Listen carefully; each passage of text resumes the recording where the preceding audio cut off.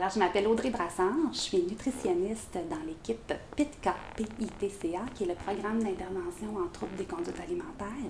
Je travaille dans cette équipe-là, en fait, depuis sa création en 1998.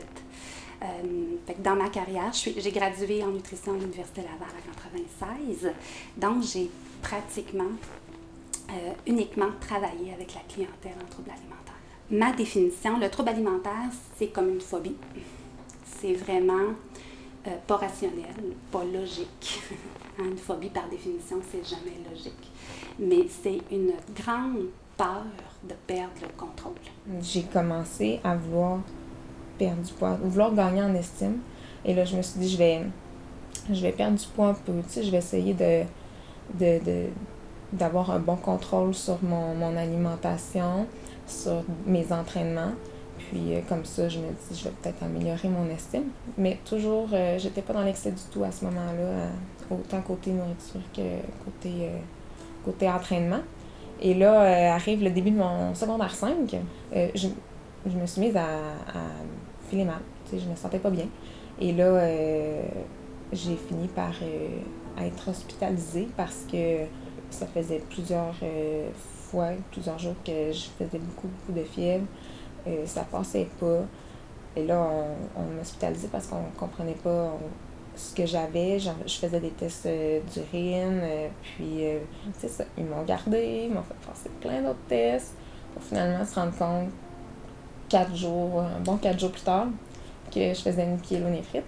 La pyélonéphrite, c'est une infection urinaire, en fait, qui monte jusqu'au rein.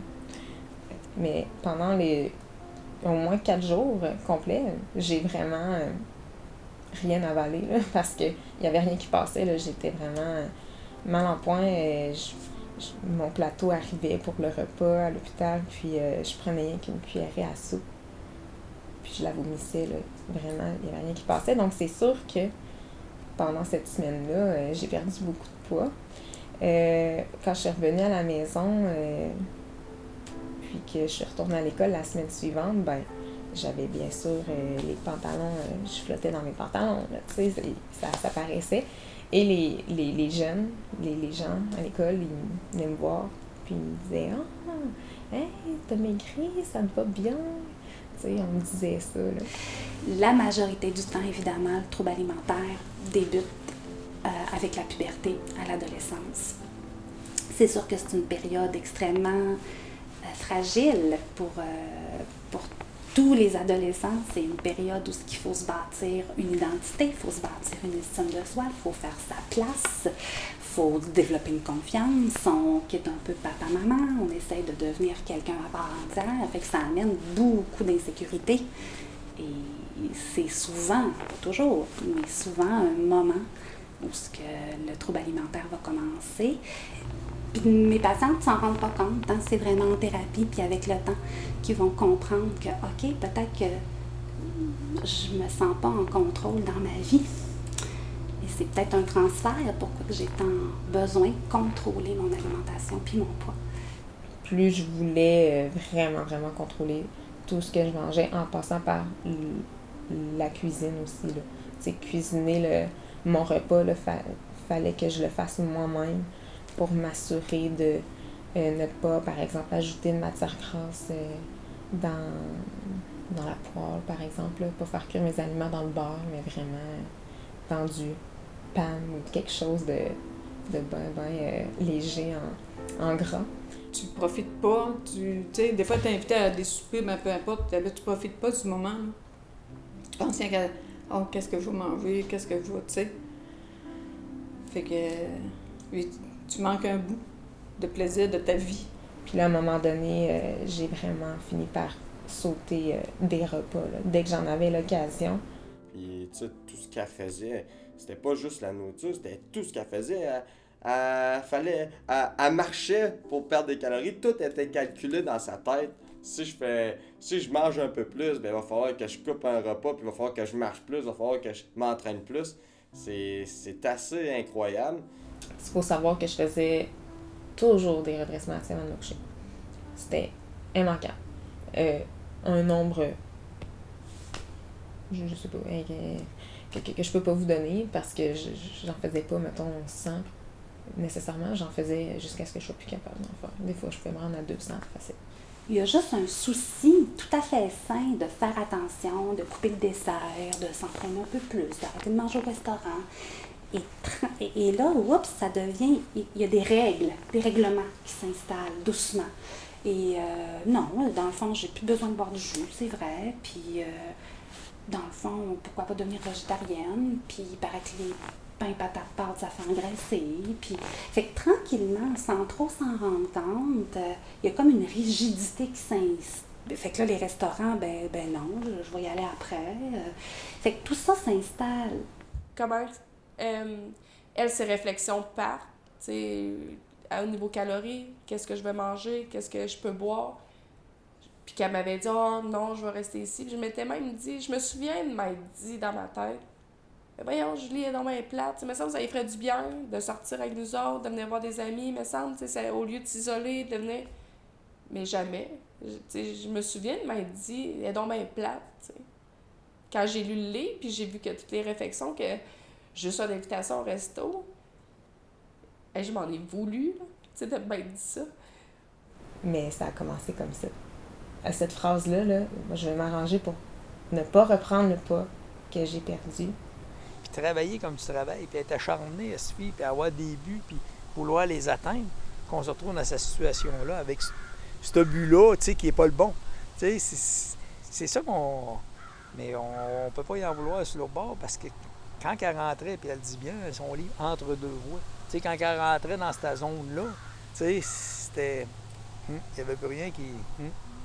Dès le commencement aussi, la balance a pris une place bien importante dans ma vie. Et là là, oui. Avant, je me pesais pour vrai jamais. Puis, c'était très, très, très important aussi que le chiffre sur la balance soit le même que la veille ou plus bas. Sinon, l'anxiété montait en moi, je sentais mon cœur battre plus vite, puis là, j'étais comme, hey, non. C'est comme si c'était la fin du monde, là, parce que c'est comme si j'avais perdu le contrôle, puis non, là, c'était hors de question. Puis c'est ça, j'avais tellement peur de prendre du poids, parce que pour moi, si je prenais du poids, j'allais tout perdre, là, tu sais, l'estime que j'avais eu de la difficulté pour moi à gagner. Le chum que j'avais, donc les amis aussi que je m'étais fait faire son entremise et tout, j'avais beaucoup à perdre. Mais là, c'était parce que elle était vraiment malade, là. Là, c'était plus fort qu'elle, là. Comme elle dit, c'est sa petite voix, là, sa petite voix pas bonne, là, elle l'avait plus sur le dessus que la bonne. Ben ouais, ça l'empirait probablement parce qu'elle se craquait de se voir plus petite, plus petite, là. Fait que je m'étais pas vraiment fixé d'idéal, genre c'est, mettons, 98 livres mon idéal. Pas nécessairement, mais fallait tout le temps qu'il soit égal, soit plus bas. Fallait pas que j'ai engraissé. Mais je me rends compte qu'au final, là, c'est juste interminable, là. Dans le fond, ça peut juste ne pas se terminer puis juste empirer tout le temps, là. C'est comme si on dit qu'on se fixe un idéal, mais il est juste inatteignable. Ou bref, on l'atteint, mais on continue pareil. Il n'y a pas de fin. Tu sais, elle, c'était comme une manière de contrôler sa vie, là. Fait que, tu sais, on marchait toujours sur des œufs. On faisait toujours attention aux commentaires qu'on y faisait, tu sais, pour pas la blesser, pour pas...